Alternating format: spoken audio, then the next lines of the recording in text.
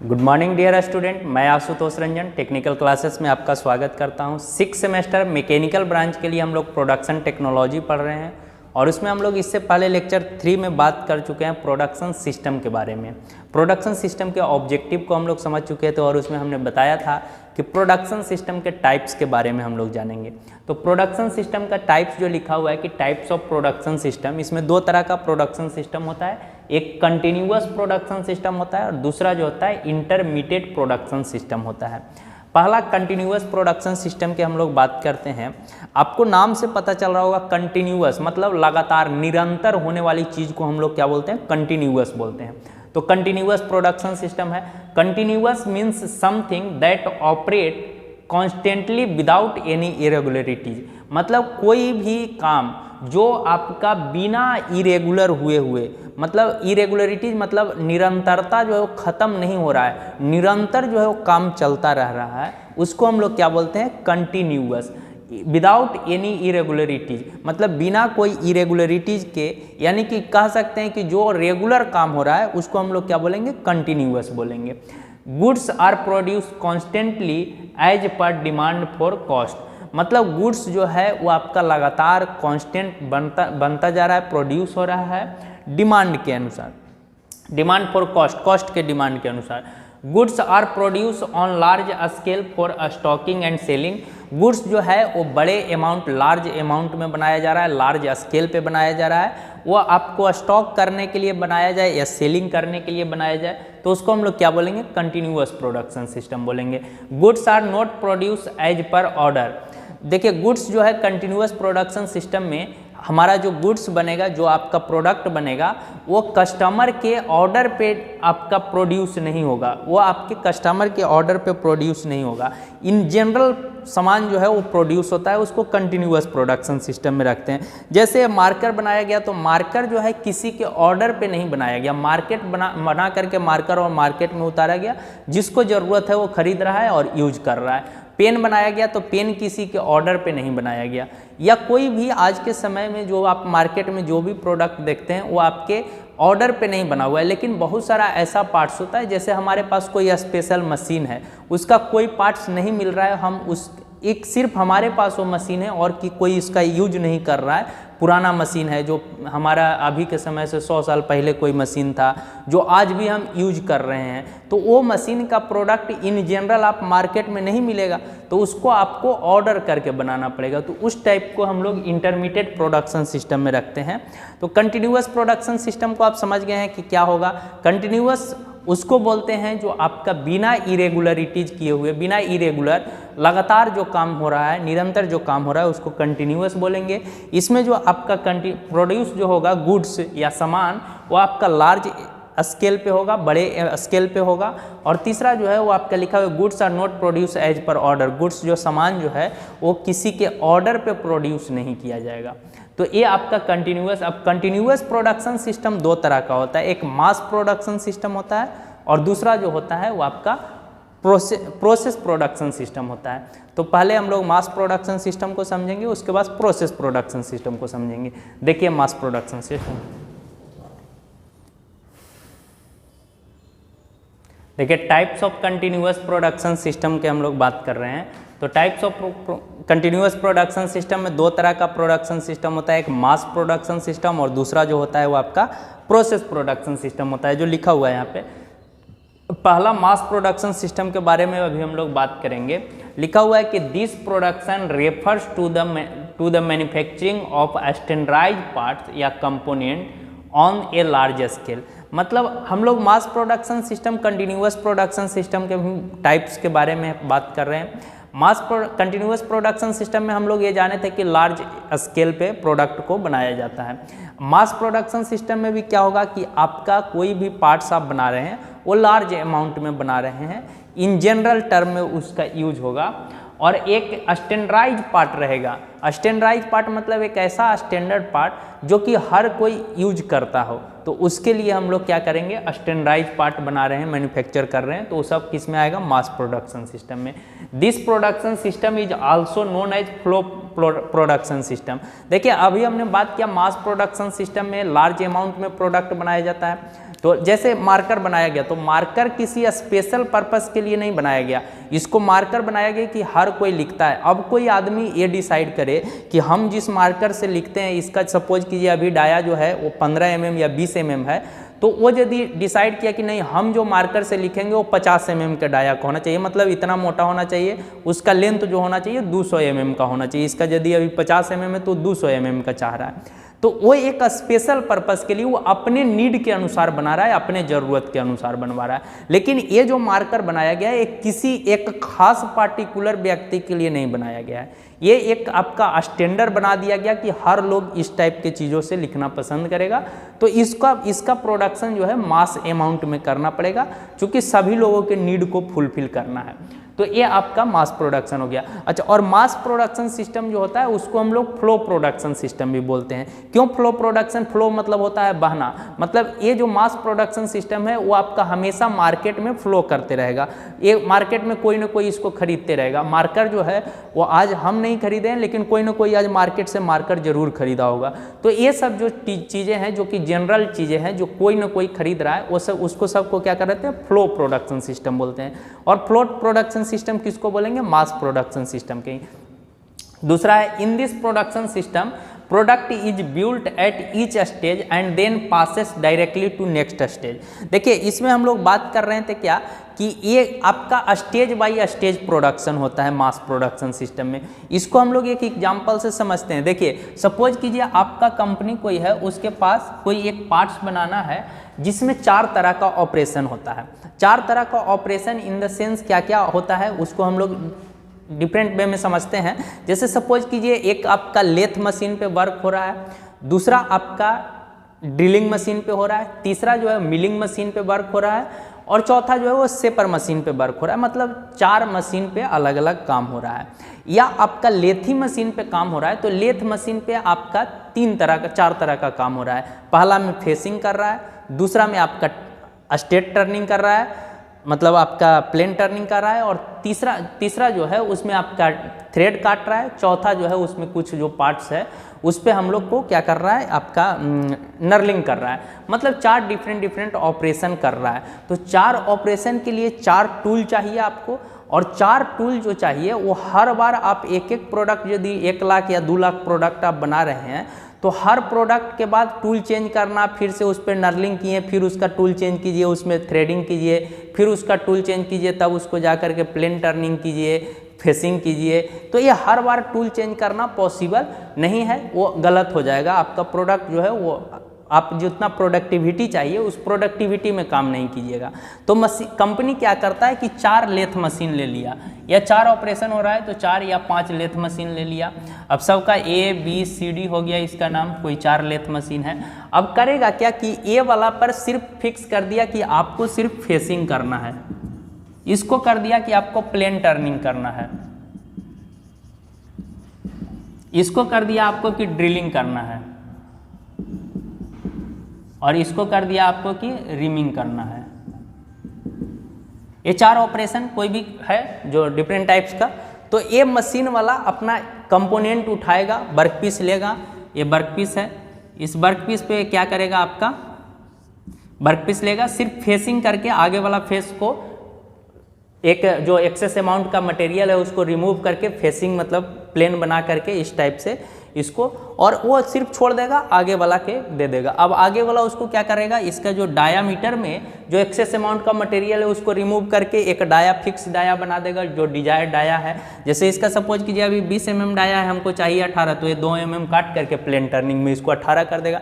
उसके बाद ये आगे बढ़ा देगा, आगे वाला में इसको हमको चाहिए एक बीच में होल ड्रिल चाहिए, तो ड्रिल जो है वो आपका आगे वाला कर देगा। उसके बाद फिर उसको ड्रिल होल जो हुआ है उस होल के सरफेस को हमको फिनिश करना है, तो उसके लिए रिमिंग करना चाहिए, रिमिंग कर देगा, तो वो आगे करके फाइनल वहाँ प्रोडक्ट जा करके तैयार हो जाएगा। मतलब 4 स्टेज में, ऐसा नहीं कि आप एक ही मशीन पे चारों ऑपरेशन कर रहे हैं। चारों ऑपरेशन एक ही मशीन पे हो जाएगा, लेकिन उसमें आपका टाइम ज़्यादा लग जाएगा, और यदि आप लार्ज अमाउंट में कोई भी पार्ट्स बना रहे हैं तो एक मशीन पे पॉसिबल नहीं है। तो वही चीज़ यहाँ पे लिखा हुआ है कि इन दिस प्रोडक्शन सिस्टम, मतलब इस प्रोडक्शन सिस्टम में product is built at each stage and then passes directly to next stage. मतलब आपका प्रोडक्ट जो है उसमें आपका एक कोई भी ऑपरेशन किया गया उसको फिर नेक्स्ट स्टेज के लिए ट्रांसफ़र कर दिया जाता है, दे दिया जाता है। जैसे आप सिंपल मोबाइल का असेंबली आप देखे होंगे तो मोबाइल लार्ज अमाउंट में बनाया जाता है, लार्ज स्केल पे बनाया जाता है, बहुत सारा मोबाइल बनाया जाता है। अब मोबाइल बनाने के लिए क्या किया जाएगा, 10-20 लोगों को आपका बैठा दिया जाएगा लगातार चेयर पे। कोई उसमें आईसी फिट कर रहा है, कोई उसमें आपका स्पीकर लगा रहा है, कोई उसमें कैमरा सेट कर रहा है, कोई चार्जिंग का पोर्ट लगा रहा है, मतलब एक चीज़ सब लगा रहा है। कैमरा लगाया आगे बढ़ा देगा, वो आपका अगला आदमी जो है वो उसमें स्पीकर लगा रहा है, उसके आगे वाला आदमी जो है वो चार्जिंग का पोर्ट लगा रहा है, उससे आगे वाला आदमी जो है वो कुछ और सेट कर रहा है, उसके आगे वाला कुछ और सेट कर रहा है। फाइनली एक जगह फिर यहाँ से वहाँ तक जाते जाते मोबाइल जो है वो कम्प्लीटली असेंबल हो जाएगा सब पार्ट्स। तो ये जो प्रोसेस है, इस टाइप का प्रोडक्शन जो है कहाँ पे यूज किया जाता है, मास प्रोडक्शन सिस्टम में इस टाइप के चीज़ों का इस्तेमाल किया जाता है। आप समझ रहे होंगे इसको। अब हम लोग मास प्रोडक्शन के एडवांटेज और डिसएडवांटेज की बात कर लेते हैं। तो देखिए मास प्रोडक्शन का एडवांटेज, देखिए एडवांटेज देखिए मास प्रोडक्शन सिस्टम का हम लोग बात किए थे कि कुछ एडवांटेज और कुछ डिसएडवांटेज है, उसके बारे में बात करने वाले हैं। एडवांटेज देखिए, पहला है less skill operator are required. देखिए less skill operator mass production में क्यों रिक्वायर्ड, मतलब ज़रूरत पड़ता है लेस स्किल वाले पर्सन का। देखिए लेस स्किल है यानी कि कम स्किल है, तो वो एडवांटेज में कैसे आएगा। लेस स्किल कहने का मतलब यह है कि वो कम पैसा में काम कर देगा, उसको उतना ज़्यादा हमको ज़रूरत नहीं है कि बहुत ज़्यादा हमको स्किल चाहिए, बीटेक या डिप्लोमा पर्सन चाहिए, आईटीआई पर्सन भी है तो काम कर देगा, या उससे भी नीचे यदि आपका 10th या 12th स्टैंडर्ड का आदमी है वो भी काम करेगा। कैसे काम करेगा, हमने बताया कि इसमें डिफरेंट ऑपरेशन के लिए डिफरेंट मशीन है। स्किल पर्सन मतलब क्या कि आपके पास जो आप मैकेनिकल डिपार्टमेंट का सब ऑपरेशन जो भी आपका मशीन पे परफॉर्म होता है वो सब ऑपरेशन आपको आता है, तब आपके पास एक स्किल है। अब आप लेथ मशीन पे 15 तरह का ऑपरेशन होता है, उसमें मात्र आप एक फेसिंग करने के लिए जान रहे हैं, तो यानी कि आप लेथ मशीन के बारे में पूरा स्किल नहीं है आपके पास। तो लेथ मशीन पे काम करने के लिए सिर्फ फेसिंग, और एक मशीन पे तो हम सिर्फ फेसिंग कर रहे थे, तो वो आदमी सिर्फ फेसिंग करेगा और फेसिंग नहीं भी करना जानता है तो उसको आप 10 दिन ट्रेनिंग दे करके आप इजीली सिखा सकते हैं कि आपको सिर्फ फेसिंग करना है, तो फेसिंग सीख जाएगा। पूरा ऑपरेशन उसको सीखने की ज़रूरत नहीं है, वो फेसिंग करके आगे वाला को ट्रांसफ़र करेगा। अगला मशीन पे आप एक ऑपरेटर रखे हैं जो सिर्फ प्लेन टर्निंग सीखा है, उसको प्लेन टर्निंग आता है तो वो सिर्फ प्लेन टर्निंग करेगा। फिर आगे वाला ऑपरेटर के पास बढ़ाएगा जो कि क्या जानता है, सिर्फ ड्रिलिंग ऑपरेशन जानता है, जो अभी हम लोग एग्जांपल में देखे थे उसी को बता रहे हैं। तो ड्रिलिंग ऑपरेशन जानता है, वो सिर्फ ड्रिल कर देगा। उसके बाद अगला जो ऑपरेटर है वो आपका ऑपरेटर क्या करना जानता है, रीमिंग जानता है, तो वो रीमिंग कर देगा।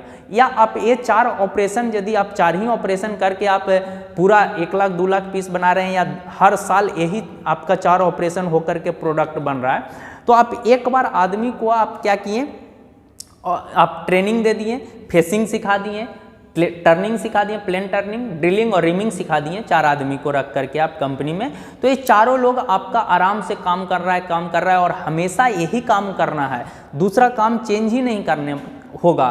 तो ये काम का वो क्या हो जाएगा, मास्टर हो जाएगा। यानी कि लेस स्किल होते हुए भी वो आदमी आपके काम को बढ़िया तरीका से कर देगा, तो कम पैसा में आपका काम हो जाएगा। इसलिए लेस स्किल ऑपरेटर को हम लोग किस चीज़ में रखे हैं, एडवांटेज में रखे हैं। उसके बाद higher capacity utilization. Higher capacity utilization कैसे होगा, सिर्फ एक काम करना है तो काम जल्दी करेगा, जल्दी करते जाएगा, तो उसमें हाई आपका जो कैपेसिटी है उसका यूटिलाइज हो जाएगा, उसका आप काम को उसका यूटिलाइज कर लीजिएगा, मतलब उसके कैपेसिटी जो उसकी जो क्षमता है उसको आप इस्तेमाल कर लीजिएगा। उसके बाद manufacturing cost per unit is low. अब कोई भी चीज़ आप जानते होंगे कि मैन्युफैक्चरिंग कॉस्ट जो है वो लो हो जाता है। जैसे आप कहीं भी जाते होंगे और आप यदि उसको बात करते हैं कि हमको 2 पीस बनवाना है तो उसका कीमत ज़्यादा बोलता है। आप जैसे ही उसको बोलते हैं कि हमको 50 पीस 100 पीस बनवाना है तो उसका कॉस्ट जो है वो कम हो जाता है, क्योंकि एक बार वो काम करने में थोड़ा सा ज़्यादा मेहनत लगता है, दूसरा बार उससे कम मेहनत लगता है, और यदि आप उसी काम को 50 बार 100 बार 1 लाख बार कर रहे हैं तो काम आपके लिए आसान हो जाता है और जल्दी भी होने लगता है। तो इसलिए उसका कॉस्ट क्या हो जाता है, कम हो जाता है। जैसे यहाँ पे आपका 4 मशीन था, आप सिर्फ एक ही मशीन पे आदमी जो काम कर रहा है वो आदमी लगातार अपना करते जा रहा है तो वो क्या हो जाएगा, उसके लिए बहुत अच्छा हो जाएगा, और मतलब वो सस्ता दाम पे भी कर जाएगा, लार्ज अमाउंट में बन रहा है तो मैन्युफैक्चरिंग कॉस्ट पर यूनिट जो है वो क्या हो जाएगा, लो हो जाएगा। Higher rate of production. Rate of production मतलब आपका काम जो पहले एक जो आप डिफरेंट अलग अलग आप कोई भी पार्ट्स बना रहे हैं तो उसमें ज़्यादा समय लगेगा, ज़्यादा आपका रेट जो है प्रोडक्शन का रेट वो कम रहेगा।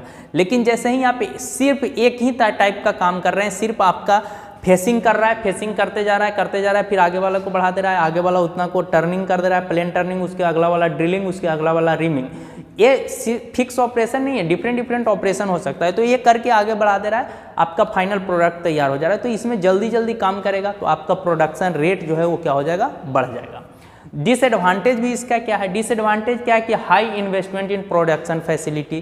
पहला जो है कि आपका जो इंस्टॉल कर रहे हैं आप जब मशीन शुरुआत में, तो उसमें आपको क्या लगेगा, बहुत ज़्यादा इन्वेस्टमेंट की ज़रूरत पड़ेगा। क्यों ज़रूरत पड़ रहा है, क्योंकि यहाँ पे आपका 4 मशीन या 5 मशीन, यदि 4 ऑपरेशन कर रहे हैं तो 4 मशीन, या उससे ज़्यादा ऑपरेशन कर रहे हैं तो उससे ज़्यादा मशीन की आवश्यकता पड़ रहा है। अब हर मशीन का कॉस्ट जुड़ जाएगा। ऐसे यदि आप एक ही मशीन पे काम करते हैं तो एक मशीन पे प्रोडक्शन, मास प्रोडक्शन पॉसिबल नहीं है।